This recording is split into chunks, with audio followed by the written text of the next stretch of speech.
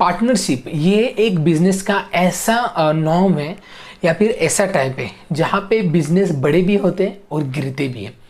आज हम इस पे फोकस करेंगे कि एक्चुअली बिजनेस में पार्टनरशिप ज़रूरी है या नहीं है, करनी है या नहीं है, करने के बाद उसके क्या फ़ायदे हैं और नुकसान भी क्या है, इसके बारे में हम डिटेल में जानेंगे। नमस्ते दोस्तों, मैं आपका दोस्त अमित, आप सबका मेरे YouTube channel things by Amit में हार्दिक स्वागत। जैसे कि आपको सबको अगर आप पुराने सब्सक्राइबर हैं हमारे, तो पता है कि हमारा मिशन है 1000 एंटरप्रेन्योर हमको बनाने। फार्मा रिलेटेड बिजनेस करना है या कोई भी बिजनेस करना है, बहुत सारे अदर बिजनेसेस की भी मुझे इंक्वायरीज आती है, तो मुझे जितना नॉलेज है उतना मैं उनको हेल्प करता हूँ। तो मेरा मिशन यही है कि आप अपने पैरों पे खड़े हो जाए, एंटरप्रेन्योर बने, नई नई चीज़ें सीखे, अप्लाई करें। अगर आइडिया अच्छा होगा तो आपको पैसा तो सेकेंडरी चीज़ है, आपका आइडिया इम्प्लीमेंटेशन सबसे इम्पोर्टेंट है।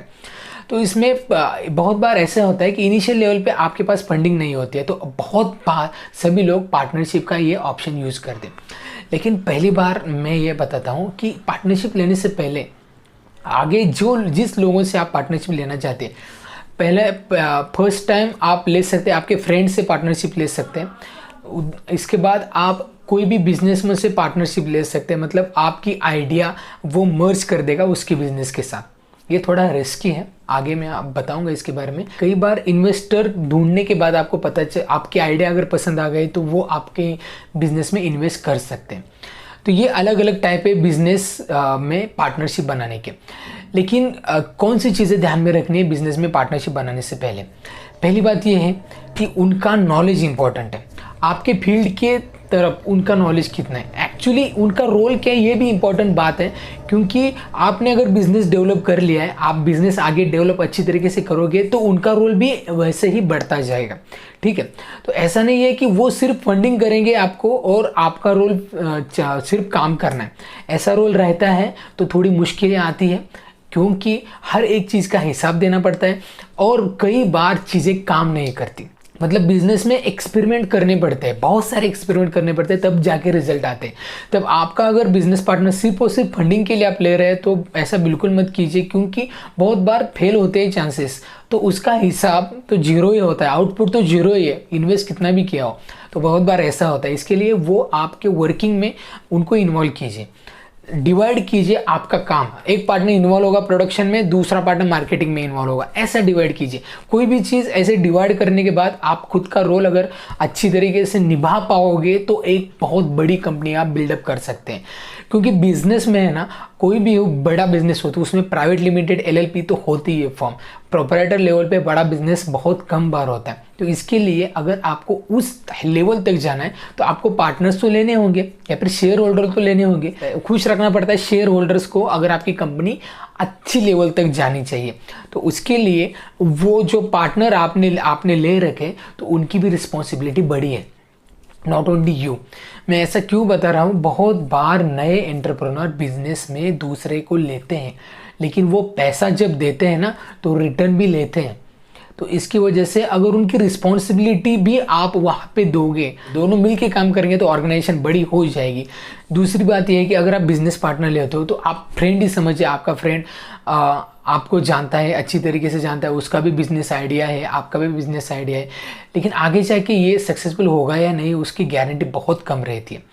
कई बार एक एक्सपर्ट टाइप से बिजनेस पार्टनरशिप करना अच्छा रहता है जब आपके नज़दीकी दोस्त से आप करें, क्योंकि बिजनेस ये अलग चीज़ है, रिलेशन ये अलग चीज़ है, बिल्कुल अलग है। इन दोनों को एक साँचे में बिल्कुल आप नहीं डाल सकते, क्योंकि कई बार रिलेशनशिप में आप एक अच्छे फ्रेंडशिप होने के वजह से आप कई बार प्रॉफिट और लॉस नहीं देखते हो, तो उसमें बिजनेस ढल सकता है, नीचे जा सकता है। तो उसके लिए अगर आपको बिजनेस अच्छा करना है तो पार्टनरशिप में अगर आपको फ्रेंड्स को ले रहे तो पूरे नॉर्म्स से लीजिए, मतलब पूरे डॉक्यूमेंटेशन पे एक पार्टनरशिप डीड कीजिए, वहाँ पे आपके शेयर डिसाइड कीजिए, आपका रोल डिसाइड कीजिए और फिर कीजिए। और नेक्स्ट लेवल ये तो हो गए सेकंड। इसके बाद मैं बताऊंगा कि आपका नॉलेज जो है ना, वो दोनों का नॉलेज और प्लानिंग ये होनी चाहिए। प्लानिंग होनी चाहिए। अगर आपको ये बिजनेस करना है, कोई बिजनेस करना है, स्टार्ट में करना है, स्टार्ट में करेंगे, देखेंगे थोड़े दिन के बाद सक्सेस फेल हो गए तो फिर आगे जाके दूसरा प्लान करेंगे। तो इसकी वजह से बहुत सारे स्टार्टअप फेल होते हैं। स्टार्टअप फेल होने का कारण ही क्या है? क्योंकि ये फेल होते हैं तो उसके बाद खड़े होना मालूम नहीं है उनको। तो उसके लिए पहला एक्सपेरिमेंट तो फेल ही होता है। मैं मेरे एक्सपीरियंस के साथ बोलता हूँ कि पहला एक्सपेरिमेंट है ना, वो फेल होने के लिए होता है। तो उसके लिए वहाँ से एक्सपीरियंस लेना है और उसके बाद बाकी बिजनेस बिल्डअप करना है। तो इसके लिए नॉलेज, अपडेशन और बहुत सारी चीज़ें इंपॉर्टेंट है। आगे जो पॉइंट है ना, वो है पेशेंस।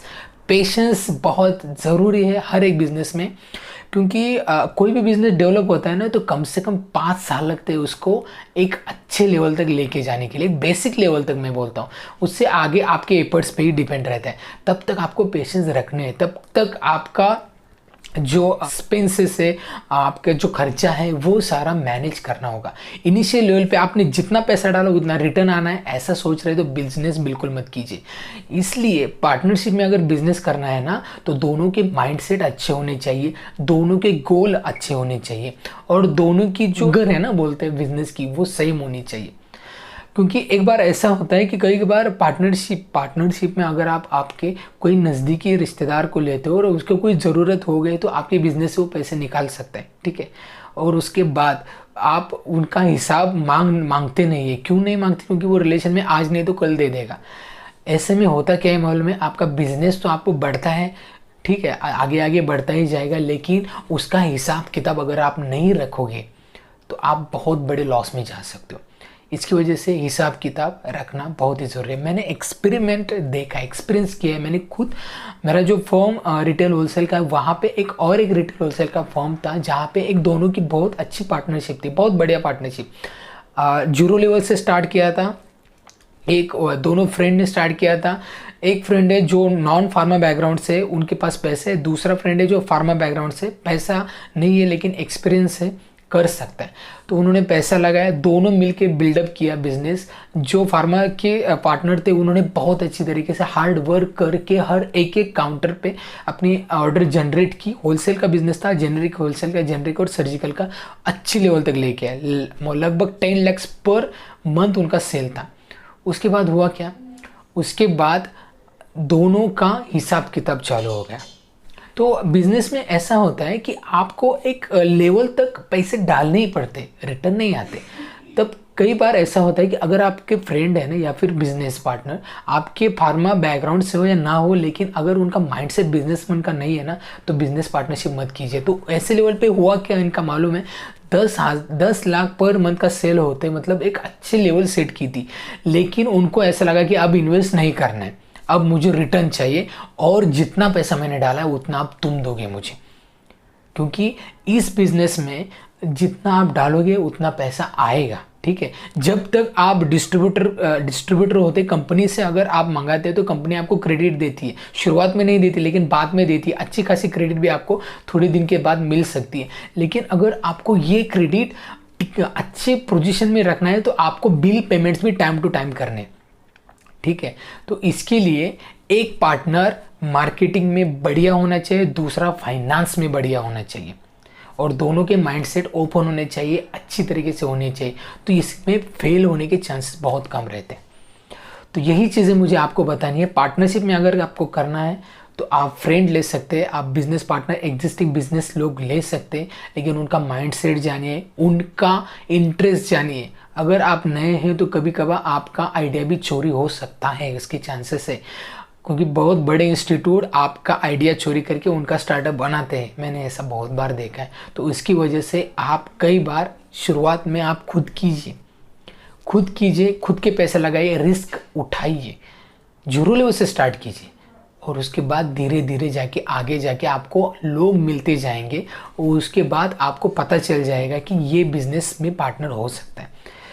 एक तो मैं बताता हूँ, पार्टनर बिल्कुल मत कीजिए। अगर आप बिजनेस को बिल्कुल भी नहीं जानते, आपको पार्टनर को बिल्कुल 100% नहीं जानते, नहीं कीजिए पार्टनरशिप। आप प्रोप्राइटरशिप पे स्टार्ट कीजिए, और आगे जाके पार्टनर्स ले सकते हैं आप, लेकिन आपके माइंडसेट के बराबर का होगा तब।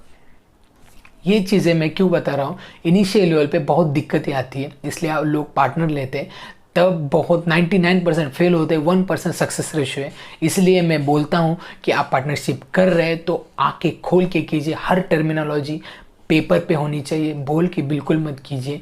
और प्रॉफिट और लॉस दोनों सहने का आपके पास ताकत होनी चाहिए, दोनों के पास। या फिर एक के पास लॉस हो गया तो वो वायबल हो जाता है और फिर दोनों में झगड़ा हो जाता है, पार्टनरशिप ब्रेक। ऐसा नहीं होना चाहिए, क्योंकि ये रिलेशन कभी कभार फैमिली तक जा सकती है। उसमें पूरा बहुत बार पार्टनरशिप करने के बाद है ना डिप्रेशन में जाते हैं लोग जब पार्टनरशिप ब्रेक होती है। तो इसकी वजह से एक पार्टनरशिप है ना, सिर्फ बिजनेस के लिए नहीं, मेंटल पार्टनरशिप भी होनी चाहिए। तो मुझे यही बताना है कि आप पार्टनरशिप ले रहे तो बहुत सारी चीज़ों पे ध्यान देना। ये वीडियो मुझे लगता है कि आपके लिए बहुत ही इंपॉर्टेंट वीडियो है। बिजनेस स्टार्ट करने से पहले हर एक एंटरप्रेन्योर ये वीडियो देखना चाहिए। इसीलिए मैं उन सभी एंटरप्रेन्योर जो बनना चाहते हैं उन सभी को रेकमेंड करूंगा, ये वीडियो बहुत सारे लोगों तक शेयर कीजिए। नॉलेज शेयर हो जाएगा, अवेयरनेस बढ़ जाएगा और इन्फॉर्मेशन बढ़ जाएगी। तो इस वीडियो में इतना ही। वीडियो अच्छा लगता है तो लाइक कीजिए, चैनल को सब्सक्राइब करना बिल्कुल मत भूलिए और ढेर सारे लोगों तक ये वीडियो शेयर कीजिए। तो इस वीडियो में इतना ही, मिलते हैं नेक्स्ट वीडियो में। तब तक बी हेल्दी, बी हैप्पी।